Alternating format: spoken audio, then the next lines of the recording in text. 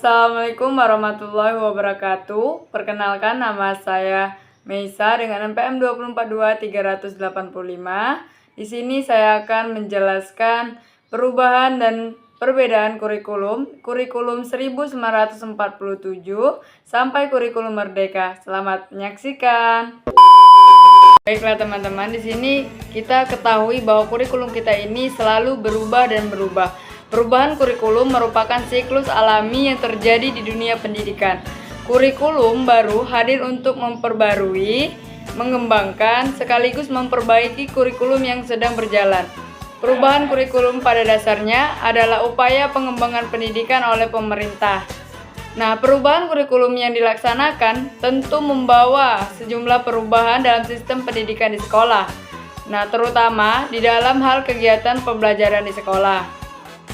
Teman-teman, di sini kita akan menjelaskan satu persatu kurikulum dari tahun 1947 sampai kurikulum merdeka. Yang pertama ada kurikulum rencana pelajaran yang pada tahun 1947. Sejarah kurikulum pendidikan Indonesia sampai saat ini dimulai dari kurikulum rencana pelajaran, yakni kurikulum lanjutan yang sebelumnya digunakan semasa penjajahan Belanda atau sering juga disebut pada masa itu dengan Leerplan, yang berarti rencana pelajaran. Kurikulum ini memiliki tujuan yang berfokus pada pendidikan pikiran, pendidikan karakter sebagai warga negara Indonesia. Kurikulum rencana pelajaran 1947 ini mulai diterapkan di sekolah-sekolah sejak tahun 1950. Baiklah, selanjutnya yang kedua yaitu ada kurikulum rencana pelajaran terurai yang terlaksana yaitu pada tahun 1952.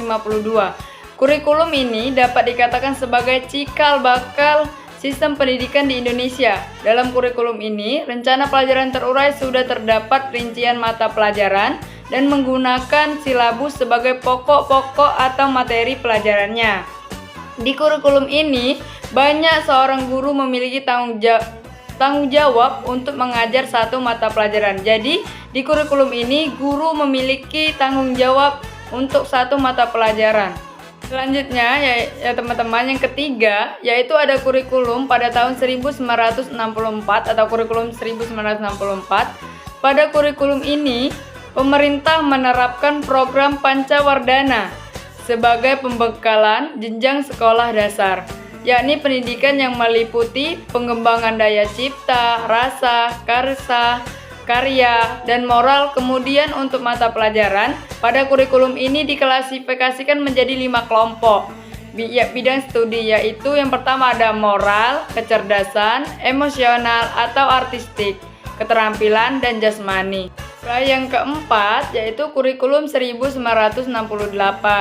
Nah, pada kurikulum 1968 adalah penyempurnaan dari kurikulum pelajaran terurai pada tahun 1952 hingga kurikulum 1964. Nah, pada kurikulum ini terjadi perubahan dari program Pancawardhana menjadi pembinaan jiwa Pancasila. Pengetahuan dasar dan kecakapan khusus. Kurikulum 1968 bertujuan untuk membentuk manusia Pancasila yang sejati, kuat secara jasmani, menjunjung kecerdasan dan keterampilan jasmani, moral, budi pekerti, dan beragama. Selanjutnya yaitu yang kelima, ada kurikulum 1975. Pada kurikulum 1975, sistem pendidikan memiliki orientasi pada tahun dengan harapan dapat lebih efektif dan efisien. Di kurikulum 1975 inilah mulai dikenal dengan istilah satuan pelajaran atau rencana pelajaran. Setiap satuan bahasan. Setiap satuan pelajaran diperinci lagi menjadi petunjuk umum, tujuan instruksional khusus, materi pelajaran, alat pelajaran, kegiatan belajar mengajar, dan evaluasi. Banyak yang mengkritik pada kurikulum 1975 ini dikarenakan tidak ideal, yang membebankan tugas guru yang terlalu banyak dalam melakukan rincian tersebut. Yaitu yang keenam, ada kurikulum 1984. Kurikulum ini sering disebut juga sebagai yang disempurnakan dari kurikulum yang sebelumnya, yaitu melalui kurikulum 1984 ini, siswa mulai ditempatkan sebagai subjek belajar yang diharapkan. dapat mengamati sesuatu, mengelompokkan, mendiskusikan, hingga melaporkan. Nah, pada kurikulum ini, siswa menggunakan metode CSBA, cara belajar siswa, atau Student Active Learning atau SAL. Yang ketujuh, ada kurikulum 1994 dan suplemen kurikulum 1999. Nah, kurikulum ini merupakan revisi terhadap kurikulum selanjutnya dan dinilai tidak ada dasar perbedaan yang prinsipil. Pada kurikulum ini, ada perubahan sistem pembagian waktu pelajaran dari semester ke caturwulan. Dengan pembagian waktu tersebut diharapkan siswa dapat menerima materi pembelajaran lebih banyak dan dalam pembagian 3 kali caturwulan dalam setahun.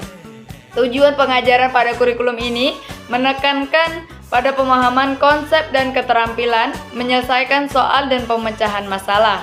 Kelas selanjutnya yaitu yang ke-8 ada kurikulum 2004. Kurikulum 2004 atau lebih dikenal dengan KBK, kurikulum berbasis kompetensi, yakni perpaduan antara pengetahuan, keterampilan, nilai, serta sikap yang ditunjukkan dalam kebiasaan berpikir dan bertindak. Kurikulum 2004 ini mendapatkan kritik perihal kaitan alat ukur kompetensi siswanya dengan ujian yang masih dengan format pilihan ganda.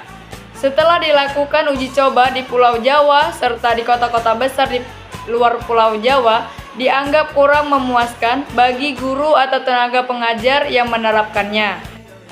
Selanjutnya yaitu yang ke-11 ada kurikulum 2006. Nah, berbagai kekurangan dalam KBK pada kurikulum 2004 tadi, selanjutnya yaitu diawali di tahun 2006 yang kemudian digantikan dengan KTSP, Kurikulum Tingkat Satuan Pendidikan. Dari segi isi dan proses pencapaian target, kompetensi siswa dan teknik evaluasi pelajaran tidak banyak yang berubah dengan KBK. Kurikulum sebelumnya itu kurikulum 2004.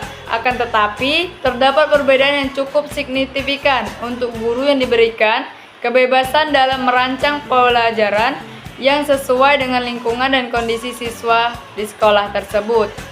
Yaitu yang ke-10 ada kurikulum 2013 atau K13. Menurut Menteri Pendidikan dan Kebudayaan Muhammad Nuh menjelaskan bahwa kurikulum terbaru, kurikulum 2013, akan lebih menekankan pemikiran kompetensi berbasis sikap, keterampilan, dan pengetahuan di kurikulum barunya. Nah, di kurikulum ini, guru diharapkan dapat mendorong siswa untuk melakukan observasi, bertanya, bernalar, dan mengomunikasikan apa yang setelah menerima materi pembelajaran. Kemudian untuk siswa itu sendiri diharapkan dapat memiliki tanggung jawab terhadap lingkungan sekitar, kemampuan interpersonal, antarpersonal, dan memiliki kemampuan berpikir kritis. Baiklah, sekian penjelasan yang dapat saya sampaikan. Saya akhiri, wassalamualaikum warahmatullahi wabarakatuh.